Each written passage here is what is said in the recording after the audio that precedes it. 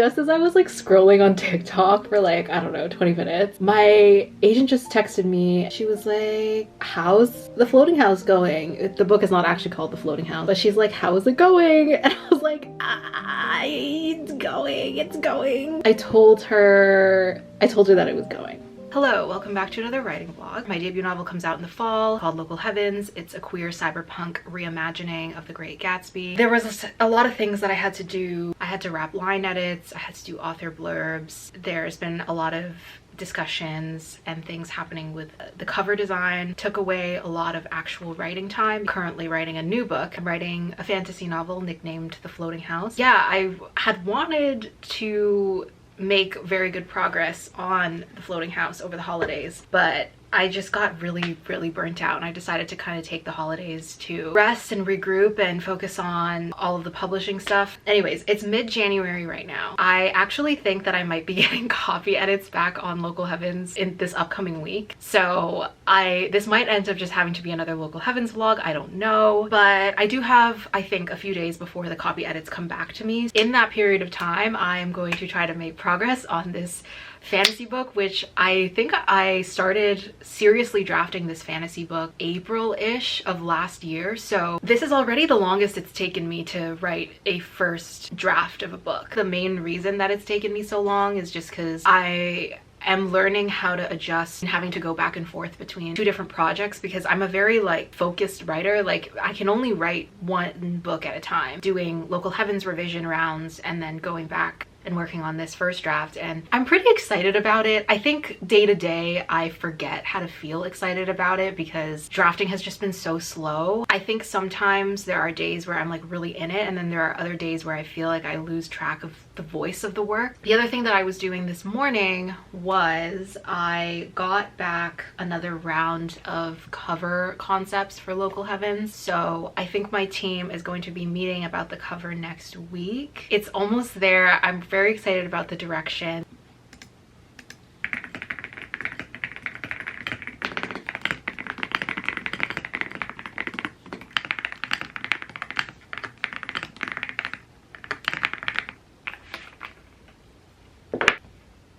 Hey, Clemmy. The cat came to say hi. Hello. It is so cold, like it's actually insane. My copy edit is due back tomorrow. I'm only on chapter 8 or 9 or something like that, so I'm behind. So I'm gonna lock in today. I am going to eat food, and then I guess I'm just gonna read this book nonstop today. But it's fine. I actually feel like most of the difficult part of the copy edit is done. I just want to make sure that there's no like crazy mistakes. It's 4 p.m. and I still haven't turned in my copy edit, even though it's technically due today. So I'm gonna try to like finish my read through within the next hour or two. I'm honestly not changing that many things. I just want to make sure that I don't miss anything, you know? And thankfully my publishing team is based on the West Coast. Even though it's like 5 p.m. here or 4 p.m. here, it's earlier over there. So I'm hoping it's okay if I take another like 1 to 2 hours. I was just at the coffee shop and I got through a lot of chapters, but right now I'm just gonna quickly read through part 4, which I actually, when I started my copy edits, I started reading from the latter half of the book, because the way that I try to do like my revisions is, or like my read throughs, I guess, I try to go from the middle to the end and then from the top down again, because I feel like I always I want to make sure that I'm looking at the back half of the book with fresh eyes. I did manage to turn in my copy edit. I think I turned it in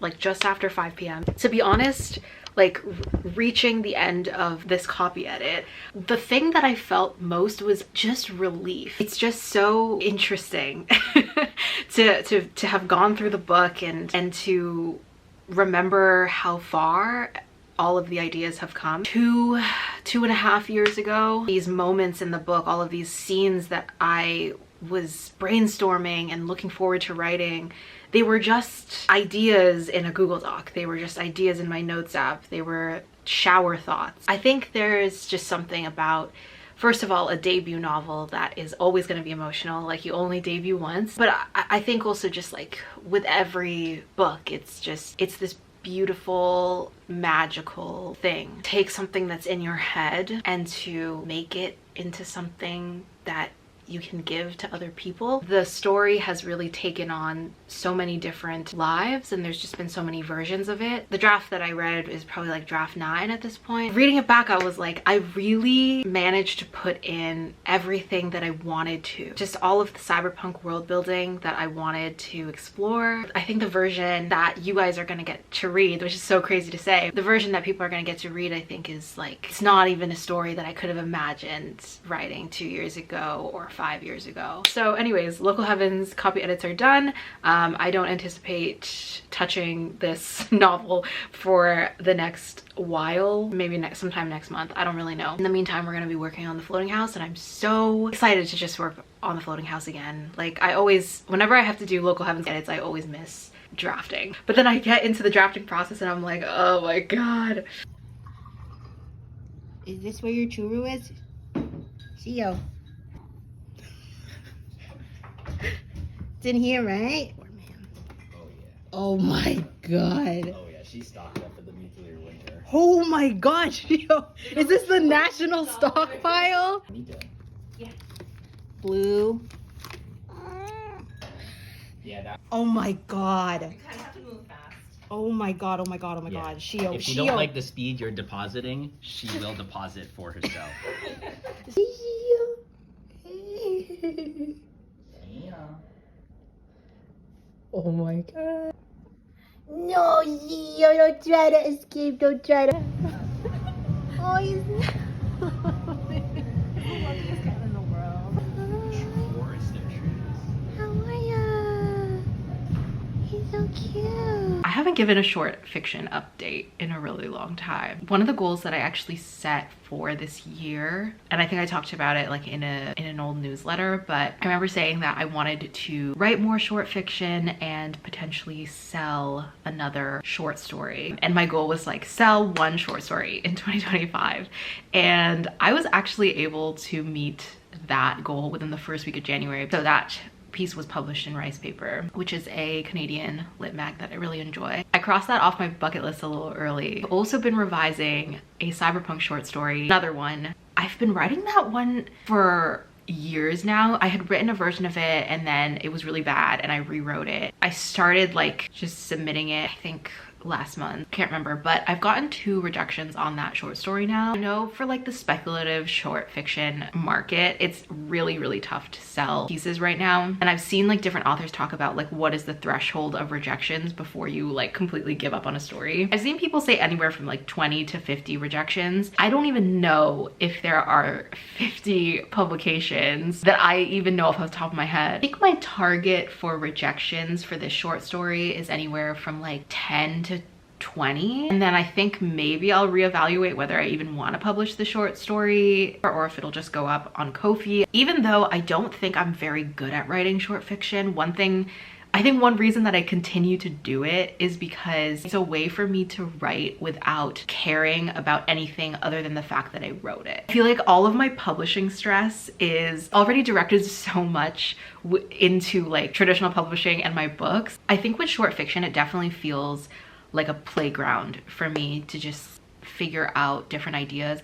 Like even Local Heavens, the Happy Sleep technology in Local Heavens, I first played around with those ideas when I wrote Sway With Me, which was published with Augur. That was kind of like my testing ground for if I wanted to commit to a longer cyberpunk project. It's really tough for me to finish a short story though. I need to get better at writing more engaging short fiction and stories that actually feel like they're built for short fiction. I don't know, maybe that also just means changing my mindset around short fiction in general and how I approach a short fiction story. I don't know, I haven't really figured it out yet, but as I have been thinking about it, I wanted to quickly give a quick shout out to Skillshare, who are very kindly sponsoring this video. I've been lucky enough to work with Skillshare in the past. If you don't know, Skillshare is the largest online learning community for creatives, with topics ranging from writing, illustration, video editing, productivity, and so much more. They have thousands of classes for beginners all the way up to advanced advanced learners. And Skillshare classes are designed by industry experts in their respective creative fields, sharing their tools, techniques, and professional journeys. With Skillshare, you can take your career, hobbies, side hustles to the next level. If you're like me and you have a broad range of creative interests, Skillshare can be a great all-in-one place to learn a skill from scratch or discover new skills that you never considered before, or even just brush up on something that you're already currently learning. I've recently been making my way through Yoon Lee's class on writing character-driven short stories, which I think has been really useful for me. I also started Daniel Jose Older's class on writing standout opening scenes, and I really like the way that he approaches the anatomy of a scene, and it can definitely help a writer reflect on all of the layers of a good scene. Not just what characters are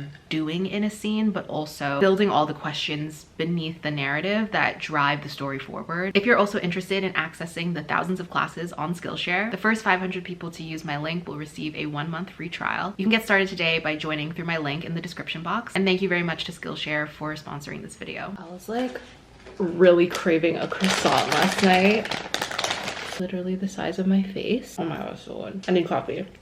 This needs coffee.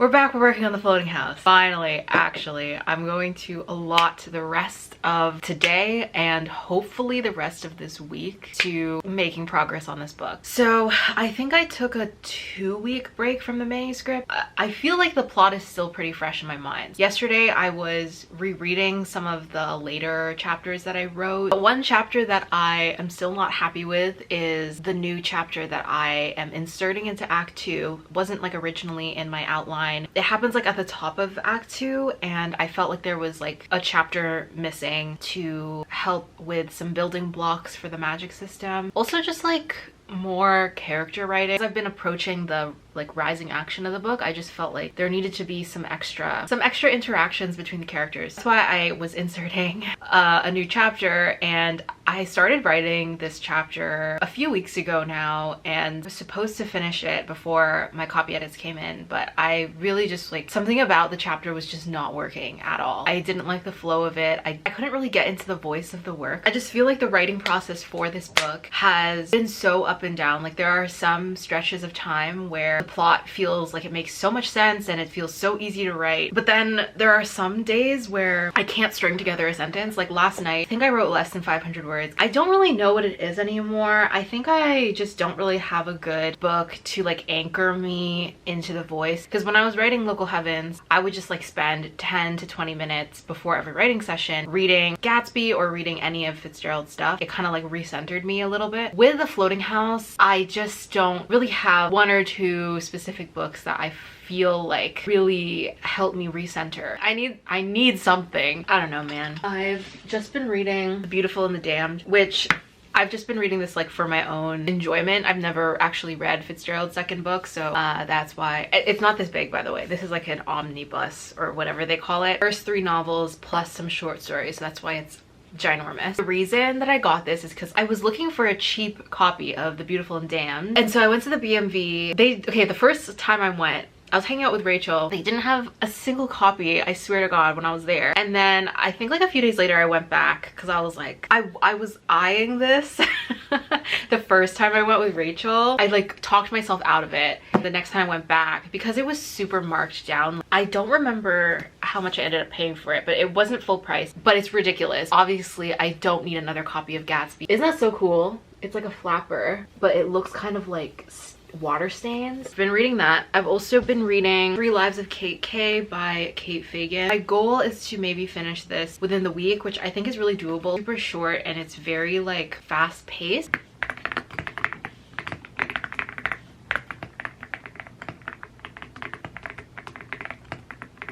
It's 10:15. I have no idea where this day has gone. I got sidetracked by other things. I started thinking about 2 other sorry, the 3 other book ideas that I have swirling in my head, I'm already thinking ahead to what I potentially want to write after I turn in The Floating House to my agent. One of them is the sapphic cyberpunk book idea that I have barely talked about on this channel, but I do actually have one vlog dedicated to it. I started thinking about it today and I was just like, oh my god. So I started like reading back, because I did start writing this book. I have a few chapters of that book, so I was like rereading it, and guys, it's so good. I really feel like the sapphic cyberpunk idea is some of the best stuff I've written so far. The other idea is a contemporary fantasy, which I haven't written a pitch for, and then the third book idea would actually be one that exists in the Floating House universe. I don't have a solid plot yet, so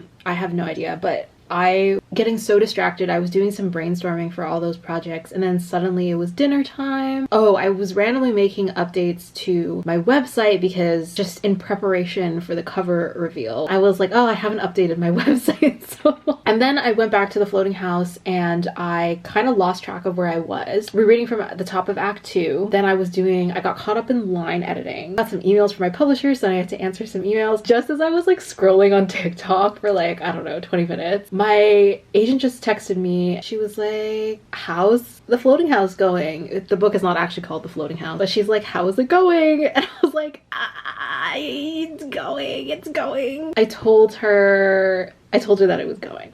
I feel like I was just using April as this like vague deadline, but now that I've actually spoken it into existence, I feel a lot more pressure to actually hold myself to the April deadline. Anyways, it was a horrible writing day. Spent basically the entire day at the coffee shop today. It was actually really nice weather. By nice weather, I mean it was like -2 degrees, which is really warm considering we've had quite a few days of like -20. I also stopped by the grocery store because I was looking for a very specific kind of noodle and they didn't have it. Even though my brother said that they do have it at that store, I couldn't find it, which is really sad. But anyways, writing update. I was able to, oh yeah, I was hanging out with Rachel. We just kind of like were talking and yapping and writing. Basically get to the end of this incredibly difficult chapter that I've been writing. I feel like my progress on this chapter has been excruciating. I was able to make good progress on the chapter. I think for the rest of today, I'm going to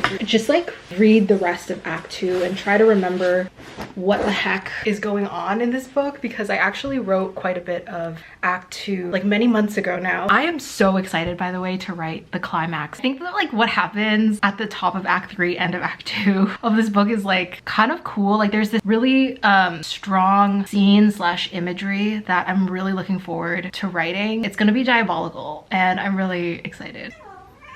Oh wow. Big stretch. Yeah, big stretch, Clemmy. Meow. Meow. Oh, really? What else did you do? It's a secret? Okay.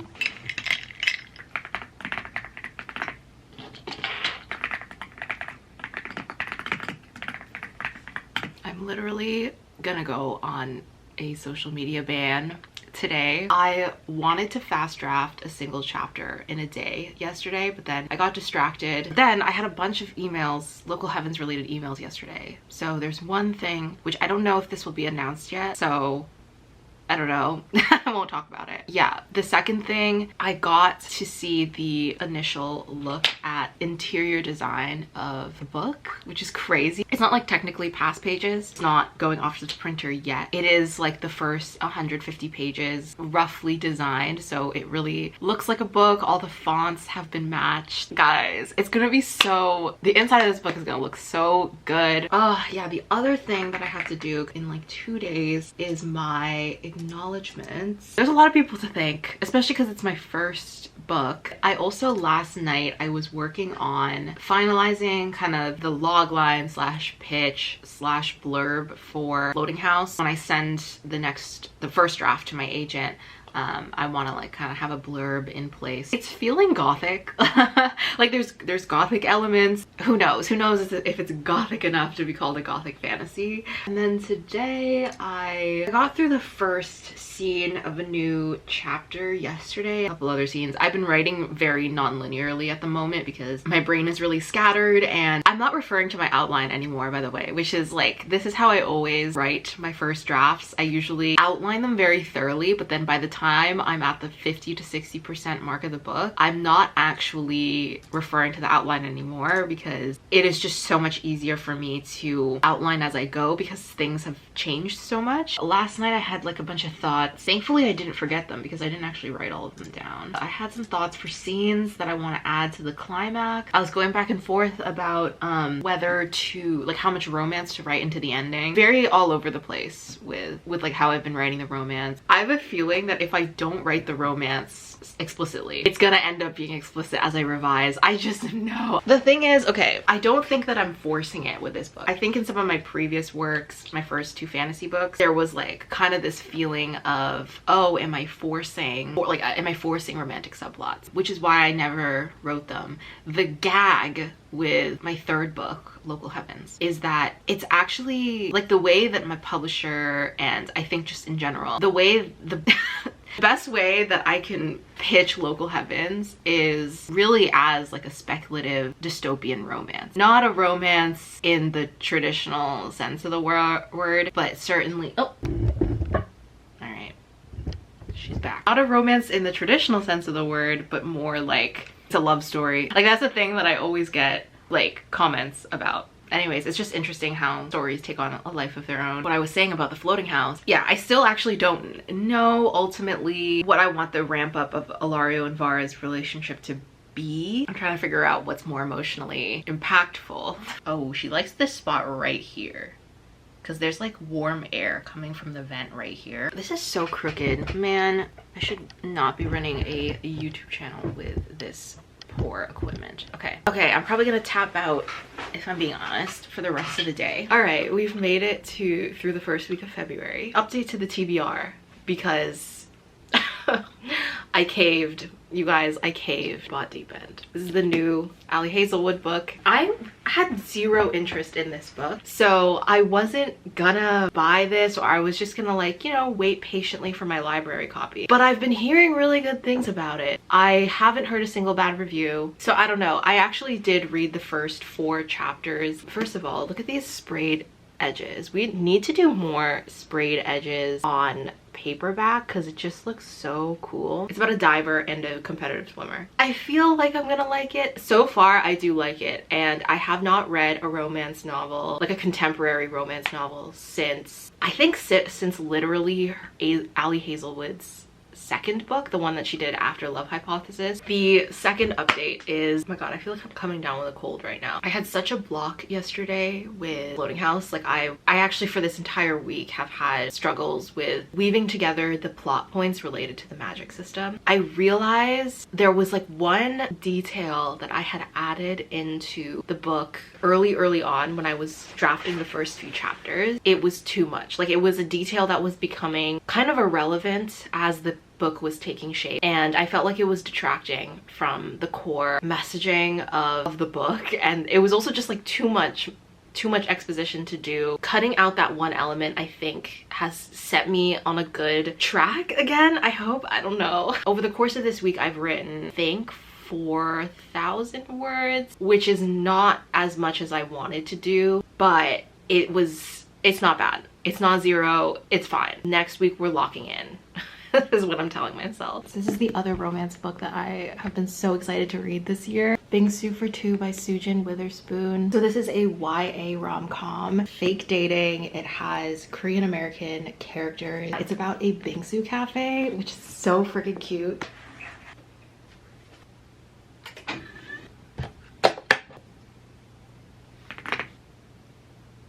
We're reading How to Hide an Empire again. This is basically about history of American imperialism. I picked this up a while ago, if you might remember from one of my previous vlogs. I'm sick right now.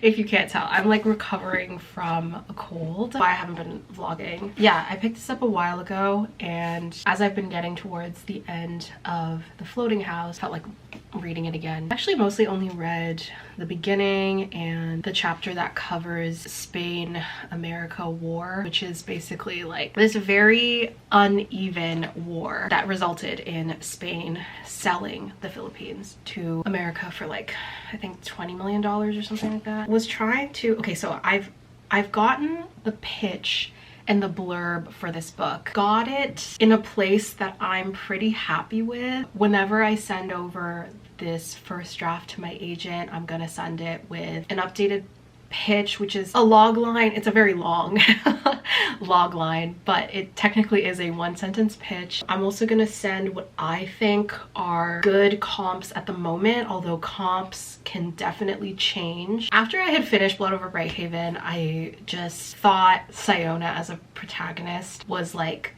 not the same as Vara, but definitely I saw flashes of her. Yeah, I feel pretty good about those comps right now, but who knows? Oh, the one thing I do want to do right now. So Lynn actually sent me some edited thing that she did for Moths. I think this is like a chapter for Moths. So I'm going to give her some feedback on that, and I think I'll do that right now because it's more fun than working on my own book.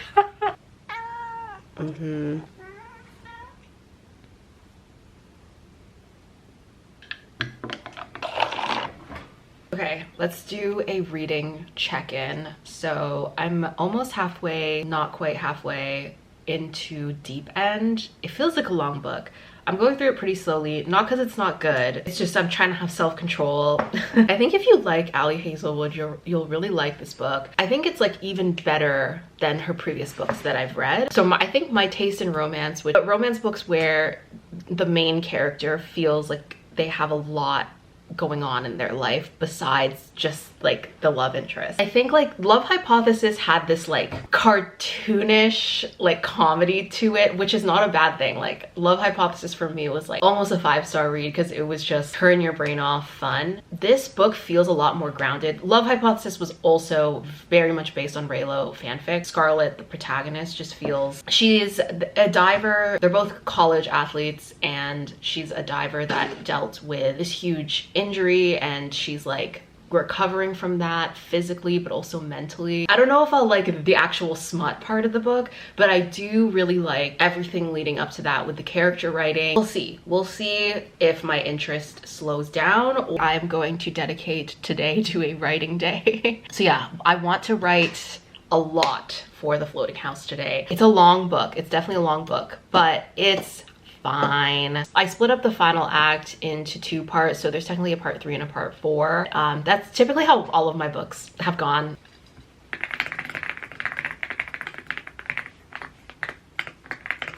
Floating House is at 80K. It's probably a little bit more than 80K. It's probably closer to 82-ish because I have underwritten certain scenes. But yeah, I wrote... So what I focused on, okay, so there was one chapter that actually got split into 2 chapters because it was so much longer than I thought it was gonna be, and I considered cutting it out entirely because it's like this place, this like extra place that Hilario and Vara have to travel to like retrieve something, and I was considering cutting it out because I was like, it's gonna be an extra 10K words or something like that. I don't know. I ended up writing it anyway. This was like a decision that I had made back in December, whether to write this sequence or not. But now that I've written it, I'm glad that I wrote it because I feel like it was very important emotionally for their characters. I'm really not happy with the writing in, I guess particularly in this latter half of the book. I am trying not to stress about it because I know that I can fix the line level writing. But yeah, as someone who really, it's just like the writing is very commercial, which there's like nothing wrong with that, and it fits the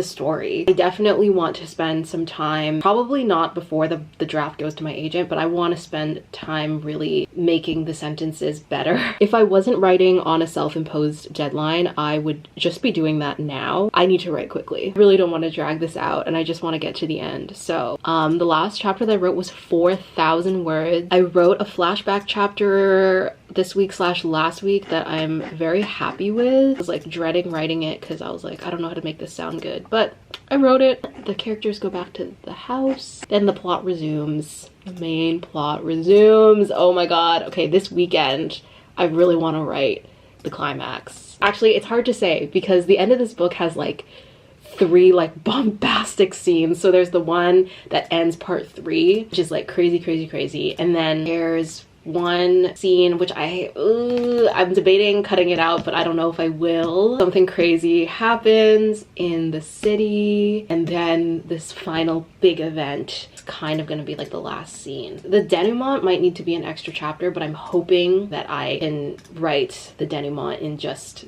2 to 3 chapters. Guys, pray for me. Pray for me. Yeah. Whoa. Nice. I'm not gonna lie, I haven't left the house in like, I think this is the 3rd day. So my goal is to leave the house tomorrow and do something. I don't know. If I don't have a reason to go outside, I'm not going outside, you know? I do feel like I'm going a little insane. So today I don't know, today just like passed in a whirlwind. I wanted to work at a coffee shop tomorrow, but there might be another snowstorm. Okay, publishing is crazy because you'll just go most of the year radio silence, nothing, you never know what's going on, and then there will just be like a whirlwind of a day or 2 where everything just comes back all at once. So yeah, I got my proofread back for Local Heavens, so I have to do that. My proofread is due next week, so yeah, I'm gonna dedicate the next probably 3 to 4 days to the proofread. I didn't get to really work on the floating house today. That's not good. I ended up cutting out some words, actually. I worked on the floating house a little bit this morning. I lied. I worked on it a little bit this morning. I also worked on it last night. I ended up cutting out some words. So the draft is actually at 79.4 at the moment. Scrivener tends to underestimate word count. Yeah, I'm still on the fence actually with this book about how much romance I want to, I don't want to say resolve, but like how much romance I want to write for the end of the book. I mean, I think it's a lot of romance, but I also think my barometer for like romance in books is very, don't trust it. So as I've been coming up on the climax of this book, I am debating how I want to write the relationship between Ilario and Vara. I know what I want the ending to be. The stuff leading up to the ending, I haven't quite decided. I don't know if there will end up being explicit, spicy content in this book. It might end up not being in the first draft. I might have to revise it in if I feel like it's right. A lot of this stuff I need time to think about. When I was writing Local Heavens, the romance was very gradual. I think Local Heavens is definitely more of a love story. I wouldn't say this book is like a love story. There is a little bit of a romantic subplot, but it's not the entire plot. Whereas with Local Heavens, I do think that the romances, because there's like multiple of them, basically make up all of the drama in the book. But there are definitely messy relationships in this book. Many different kinds of messy relationships. There are definitely things about the floating house that have been rewarding to write. It is not what I would describe as particularly literary. I don't know if in revision that will change. It might just be the voice of the work is more commercial than what I like to write. I will say it does mean that I can write much faster. Like getting through scenes is faster. But the plot is interesting. The plot of the floating house is interesting.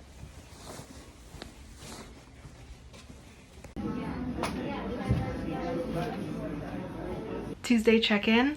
Today is February 18th. I have been focused on proofreading Local Heavens. I'm actually a little bit behind on this proofread because I'm only in this 3rd chapter of Act 2 and it's already like 6 p.m. today. I plan on getting through that. Basically, this is my last chance to make any changes to the text. I'm actually not changing much at all. I'm just like really, so far I've only been like taking out like 1 or 2 words every few chapters. I think I'm really just trying to exercise restraint at this point, and I don't want to shuffle around anything that doesn't need to be shuffled around. I do think that there is like such a thing as over editing yourself. I thought it would be a lot more difficult to go through the proofreading stages because I don't really have self-restraint when it comes to line editing and stuff like that. I've had an okay time not making changes unless they're absolutely necessary. Basically how my last 2 days have been going, it's extremely uneventful. One cool update is I actually got to meet my local Heavens cover artist. I had the chance to like talk to him over Zoom along with Catherine, who's my bindery tastemaker.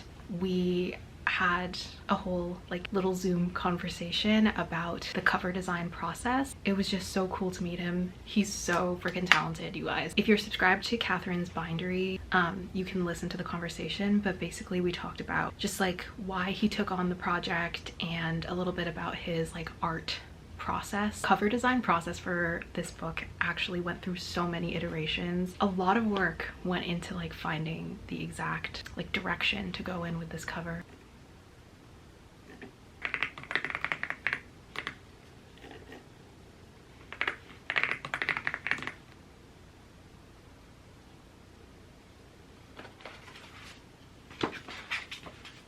I think we have reached the end of this vlog. I've been vlogging for about a month. So just to recap what we accomplished in the last month. Yesterday, I actually turned in the proofread for Local Heavens. That is really the last time that I could make any changes to the book. So I can't touch the text at all anymore. I guess to just like reflect on how I feel about turning in a draft for the very last time. I don't think I was expecting to feel any type of way about it, but I don't know, yesterday I was feeling a little bit sad, and I know that like you're supposed to feel accomplished. It felt bittersweet for sure. I think I hadn't really internalized how much attachment that I had to this book until I was like, okay, I need to send this email, and this is really like, once I close this Word doc, it's the last time I'll ever move a comma or change a word or whatever. I'm really looking forward to,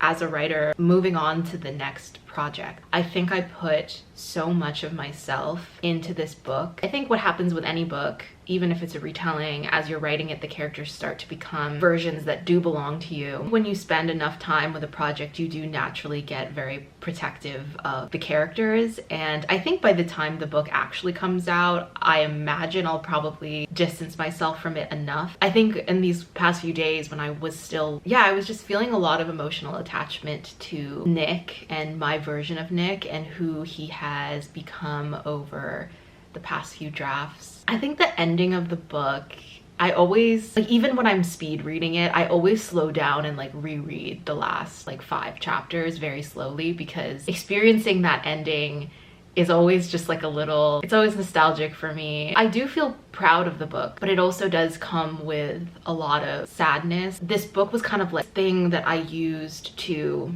escape into, but also to work through a lot of feelings that I was having across all of the past, like, you know, 2 to 4 years. Not having that safety blanket anymore and like having to move on to the next project. I don't know if I'll ever emotionally attach myself to a project in that way, which is not to say that I don't think I'll feel deeply about my upcoming books, because there definitely is personal things in like the book that I'm currently writing, for example. The way that I really used that book as just like a way to escape life, like I don't know if I'll ever have that kind of relationship with a project. Because I think all of the books that I write now, I will always be thinking about publishing, and that's how I feel about The Floating House right now. I love the characters and I love the book. There are personal things in it, but am I currently writing the book in an incredibly indulgent way where I feel like this book is just mine. I'm not thinking about anyone else. I'm not thinking about the market. No, I'm actually constantly thinking about the market. I guess for readers, I mean, I'm excited for people to meet this version of Nick. He is so much like me that it's like, I don't know if I ever want to write a character who is so much like me ever again. And I have been having fun with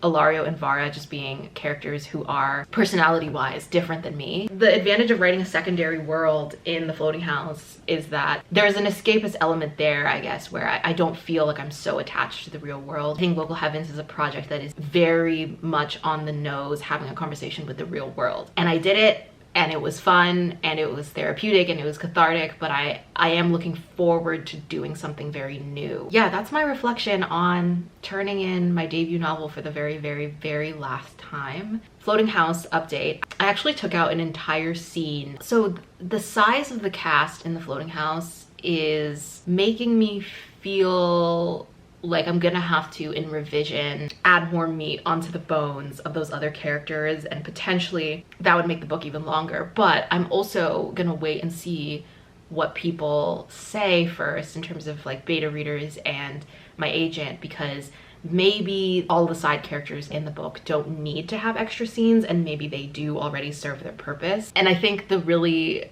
difficult thing about writing a first draft and being in this like first draft phase, I don't trust my judgment, what the book needs. I feel like I'm so out of control. Like I can't control any aspect of the story right now. I am happy with the progress that I made. It's hard to say what my solid output was because I am the kind of person who cuts things as I'm writing. I've made some good progress considering everything that I've cut out. I'm excited to write to the ending. I think it's a very emotional ending. I love writing very high stakes emotional endings. Get to this part of the book, you know, when all of that payoff is happening for all the characters. I was mostly writing in these past few weeks. I was writing what I think are like turning point chapters for Ilario and Vara. Those were rewarding to write. I don't know if I'm like super happy with them. I will have to see once I read the book from the beginning if I feel like the progression of their relationship and stuff is good. I don't know. Do I think that April is still a realistic deadline for me to get this book to my agent? I honestly don't know. I think I'm trying to be really optimistic. By the time this video goes up, I don't think we'll have done a cover reveal yet. I'm not sure. But definitely follow my socials for the Local Heavens cover reveal because I'm so excited. Thank you guys for watching. I'll see you guys in my next video.